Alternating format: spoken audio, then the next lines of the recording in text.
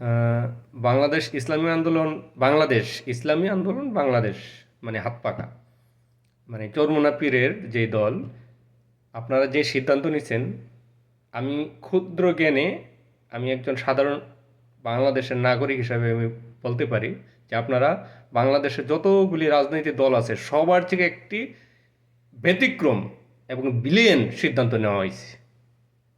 আপনারা যদি জামাতিদের সাথে থাকতেন, তাহলে আপনারা জামাতিদের দেওয়া কিছু, চিঠি ফিটে দেওয়া কিছু পাইতেন। আর এককভাবে যাওয়াতে যদি একটু ট্যালেন্টেড বা একটু পলিটিক্স খাটাইতে পারেন, আপনারা বিরোধী দল হতে পারবেন। এখন সেই টিপসটা কি? আপনারা আওয়ামী লীগের অনেক ভোট পাইতে পারেন, চেষ্টা করতে পারেন। যদি জামাতিদের সাথে থাকতেন, কয়েকটা আসন পাইতেন। এখন যদি আসনের ক্ষেত্রে আপনারা নাও পান, মনে করেন কোনো আসনই পাইলেন না, কোনো সমস্যা নাই, যে টোটাল ভোটের হিসাব করে আপনারা উচ্চকক্ষে অনেকগুলি আসন পাবেন। ঠিক আছে?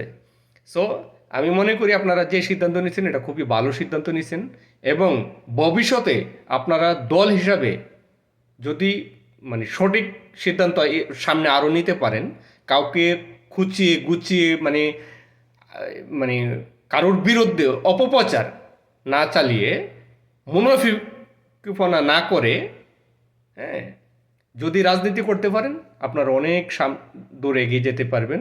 আপনাদের জন্য শুভকামনা। এই জামাতিদের সাথে যারা গেছে সবগুলো হইছে ওই চেয়ারের আশা গেছে। তো আপনারা চেয়ারের আশা যদি করতেন তাহলে ওইখানেই থাকতেন। তো আমি মনে করি যে আপনারা চেয়ারের আশা করেন নাই। যদি একটাও চেয়ার না পান, মানে একটাও আসন যদি না পান, তবুও আপনারা উচ্চকক্ষে অনেকগুলি আসন পাবেন আপনাদের যে টোটাল ভোট আছে সেই ভোটের হিসাব করে। আমি মনে করি যে ওইটাই আপনাদের জন্য যথেষ্ট। এবং আগামী দিনে আপনারা, ওই তো বললাম যে যদি একটু খাটাইতে পারেন, জাতীয় পার্টি যে লাঙ্গল, মানে এদের সাথে যদি করতে পারেন, তাহলে আপনারা বিরোধী দল হইতে পারবেন। আমার ক্ষুদ্র জ্ঞানে আমি যতটুকু মনে করি আর কি।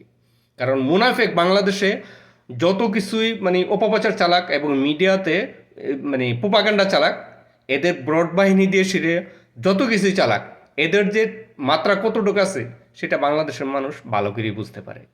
হয়তো সামরিকভাবে এরা মানুষকে একটু বিব্রত করতে পারে, কিন্তু মূলত এদের মানে হেডেম কতটুকু আছে, এদের হেডেম আছে ওই দুর্বল জায়গার মিজে মানে অপপ্রচার চালিয়ে একটা মানুষকে বিব্রত করা।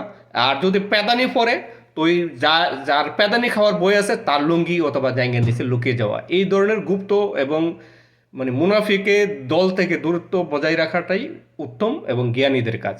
আপনারা দূরত্ব বজায় রাখছেন, দূরত্ব চলে গেছেন, এটা আমি মনে করি যে এদের চেয়ে আপনাদের লাভ বেশি হয়েছে। যদি এদের সাথে থাকতেন আপনারা ক্ষতিগ্রস্ত হইতেন। হ্যাঁ, আর যদি মানে এখন আলাদা হয়েছেন, আপনারা লাভবান হয়েছেন, এরা ক্ষতিগ্রস্ত হয়েছে।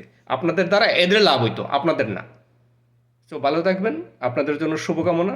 আগামী দিনে আপনারা আরও ভালো করবেন, এটাই আমি মানে কামনা করি। আল্লাহ হাফেজ।